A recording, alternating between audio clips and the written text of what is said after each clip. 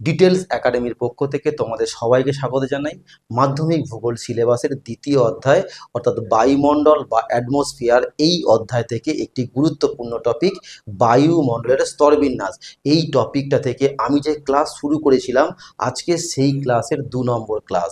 আমরা প্রথম ক্লাসে উষ্ণতার তারতম্য অনুসারে বায়ুমণ্ডলের যে 6টা স্তর ছিল, সেই 6টা স্তরের মধ্যে ট্রপোস্ফিয়ার, স্ট্র্যাটোস্ফিয়ার এবং মেসোস্ফিয়ার, এই 3টি স্তর নিয়ে আমরা আলোচনা করেছিলাম। আজকের আমরা এই 2 নম্বর ক্লাসে বাকি যে 3টি স্তর, থার্মোস্ফিয়ার ও আয়নোস্ফিয়ার, এক্সোস্ফিয়ার এবং ম্যাগনেটোস্ফিয়ার, এই 3টি স্তর নিয়ে এই ক্লাসে ডিটেলসে আমরা আলোচনা করব। তবে তোমাদের বলে রাখি, যাদের এই প্রথম ক্লাসটি দেখা হয়নি তারা অবশ্যই প্রথম ক্লাসটি দেখে নাও, তবে তোমাদের আজকের এই 2 নম্বর ক্লাসটি বুঝতে খুবই সুবিধা হবে। আর যারা আজকের এই ক্লাসটি প্রথম দেখছো তাদের কাছে অনুরোধ রইল, তোমরা ক্লাসটি প্রথম থেকে শেষ পর্যন্ত দেখো এবং তার পাশাপাশি আমাদের এই চ্যানেলটিকে সাবস্ক্রাইব করে রাখো এবং পাশে থাকা বেল আইকনে ক্লিক করে অল নোটিফিকেশান অন করে রাখো, যাতে আমি ক্লাস দেওয়ার সঙ্গে সঙ্গে তোমার কাছে প্রথম নোটিফিকেশান পৌঁছে যায়। কেন বলছি? কারণ আমি এই চ্যানেলে তোমাদের ভূগোল বিষয়ের নানা রকমের গুরুত্বপূর্ণ টপিক ধরে ধরে ক্লাসগুলো দেওয়ার চেষ্টা করছি। ক্লাসের শেষে যদি ক্লাসটি ভালো লাগে অবশ্যই একটি লাইক করতে একদম ভুলো না, আর বন্ধুদের মধ্যে শেয়ার করে দিও। ঠিক আছে, আর কথা বাড়াবো না, চলো আজকের আমরা বায়ুমণ্ডলের উষ্ণতার তারতম্য অনুসারে যে 6টি স্তর ছিল, আর সেই 6টি স্তরের মধ্যে যে 3টি স্তর বাকি রয়েছে অর্থাৎ আয়নোস্ফিয়ার বা থার্মোস্ফিয়ার, এক্সোস্ফিয়ার এবং ম্যাগনেটোস্ফিয়ার, চলো এই 3টি স্তর আমরা ডিটেলসে বুঝে নিই। ক্লাসের প্রথমেই আমরা বায়ুমণ্ডলের 4 নম্বর স্তর থার্মোস্ফিয়ার ও আয়নোস্ফিয়ার সম্পর্কে জানব। এই থার্মোস্ফিয়ার ও আয়নোস্ফিয়ারের বিস্তার হচ্ছে কি 80 কিলোমিটার থেকে 500 কিলোমিটার। আমরা 1 নম্বর ক্লাস জেনেছিলাম যে বায়ুমণ্ডলের তৃতীয় উচ্চতম স্তর মেসোস্ফিয়ার, আর এই মেসোস্ফিয়ারের সর্বোচ্চ সীমা ছিল 80 কিলোমিটার। সেই 80 কিলোমিটার থেকে 500 কিলোমিটার পর্যন্ত হচ্ছে কি এই থার্মোস্ফিয়ার ও আয়নোস্ফিয়ারের বিস্তার। দেখে নাও, এই মুহূর্তে মনে করো গ্রাফে এই হচ্ছে গিয়ে মেসোস্ফিয়ারের সর্বোচ্চ সীমা মেসোপজ। এই মেসোপজের উচ্চতা কত না 80 কিলোমিটার। এইখান থেকে 500 কিলোমিটার পর্যন্ত হচ্ছে গিয়ে থার্মোস্ফিয়ার ও আয়নোস্ফিয়ারের উচ্চতা। মানে আমরা বুঝলাম যে এই স্তরটাই হচ্ছে গিয়ে বায়ুমণ্ডলের 4 নম্বর স্তর, থার্মোস্ফিয়ার ও আয়নোস্ফিয়ার। এবারে দেখো, এই থার্মোস্ফিয়ার ও আয়নোস্ফিয়ারের মধ্যে দুটো গুরুত্বপূর্ণ উপাদান রয়েছে। কি কি রয়েছে? আণবিক নাইট্রোজেন, অর্থাৎ নাইট্রোজেনগুলো অণুরূপে আছে, আণবিক অবস্থায় আছে, আর অক্সিজেনগুলো কি আছে না পারমাণবিক অবস্থায় রয়েছে। অর্থাৎ এখানকার দুটো প্রধান উপাদান হলো আণবিক নাইট্রোজেন এবং পারমাণবিক অক্সিজেন, মানে অণু এবং পরমাণু হয়ে এখানে অবস্থান করছে। আর এই দুটো উপাদান অবস্থান করার জন্য সূর্য থেকে যে অতিবেগুনি রশ্মিগুলো পৃথিবীর দিকে ফিরে আসে, যেমন তার মধ্যে আছে এক্স রশ্মি, গামা রশ্মি। এই এক্স রশ্মি এবং গামা রশ্মি এগুলোকে বলা হয় অতি বেগুনি রশ্মি। এই রশ্মিগুলোকে এই নাইট্রোজেন এবং অক্সিজেন এরা কি করছে না শোষণ করছে। আর শোষণ করার ফলে কি হচ্ছে না এই স্তরটার উষ্ণতা দ্রুত বেড়ে যাচ্ছে। এখান থেকে তোমাদের কিন্তু একটা প্রশ্ন করা হতে পারে যে বায়ুমণ্ডলের কোন স্তরে উষ্ণতা দ্রুত বৃদ্ধি পায়? উত্তর হচ্ছে এই থার্মোস্ফিয়ার ও আয়নোস্ফিয়ার। আর এই দ্রুত বৃদ্ধি পাওয়ার জন্য এই স্তরটার নাম হয়েছে থার্মোস্ফিয়ার। তাহলে কি বুঝলে না এই বায়ুমণ্ডলের এই চতুর্থ স্তরটাতে উষ্ণতা দ্রুত বৃদ্ধি পায় বলে এই স্তরটার নাম হয়েছে থার্মোস্ফিয়ার। থার্মাল কথার অর্থই হচ্ছে উষ্ণতা, সেখান থেকেই বলা হয় না থার্মোস্ফিয়ার। তাহলে আমরা জানলাম যে থার্মোস্ফিয়ার নামকরণটা কেন হয়েছে।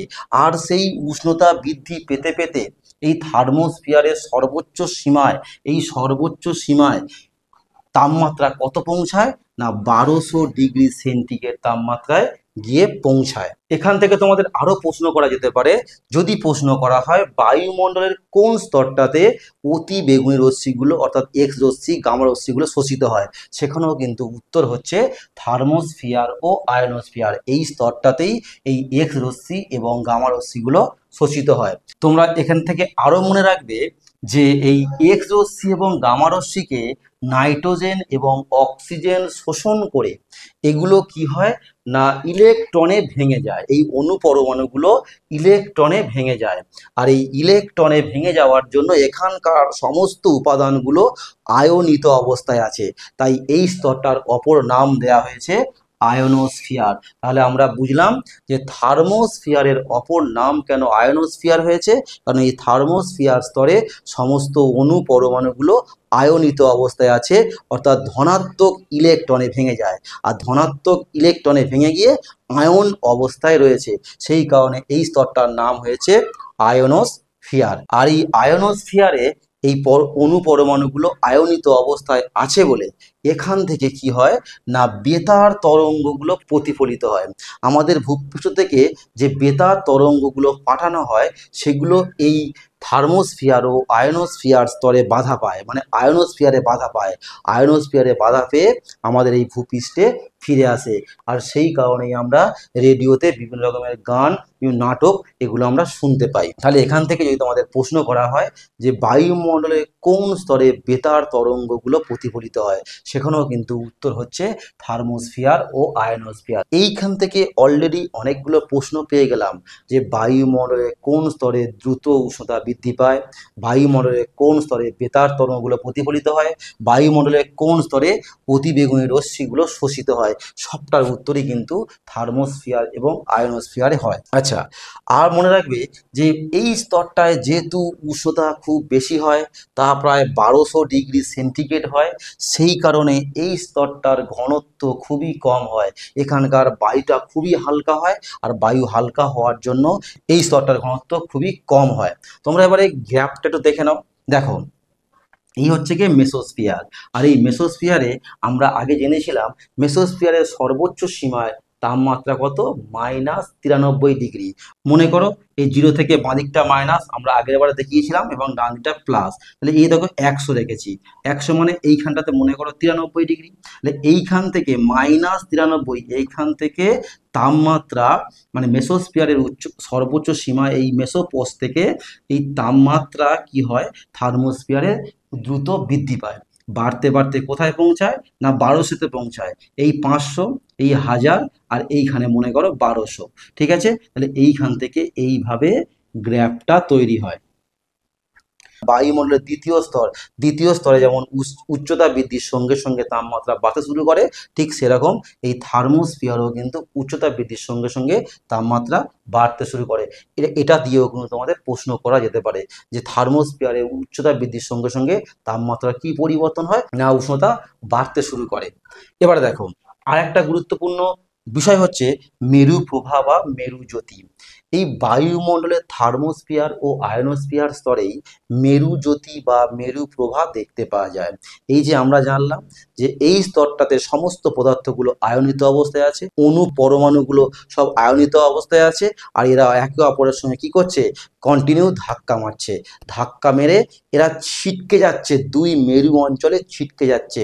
আর যখন দুই মেরু অঞ্চলে ছিটকে যাচ্ছে, দুই মেরু অঞ্চলে যখন একটানা 6 মাস রাত্রি চলে, তখন এইগুলো ছিটকে গিয়ে একটা আলোর ছটা সৃষ্টি করে, অর্থাৎ দুই মেরু অঞ্চলে এই অণু পরমাণুগুলো একে অপরের সঙ্গে সংঘাত করে এরা একটা আলোর ছটা সৃষ্টি করে, সেখানে গিয়ে এরা রামধনুর মতো আলোর সৃষ্টি করে, যাকে উত্তর গোলার্ধে সুমেরু অঞ্চলে বলা হয় সুমেরু প্রভা বা অরোরা বোরিয়ালিস, আর কুমেরু অঞ্চলে বলা হয় কুমেরু প্রভা বা অরোরা অস্ট্রালিস। আর এই দুটো বিষয়কে একত্রে বলা হয় মেরু প্রভা বা মেরু জ্যোতি। এই হলো মোটামুটি থার্মোস্ফিয়ার ও আয়নোস্ফিয়ারের গুরুত্বপূর্ণ বৈশিষ্ট্যগুলো।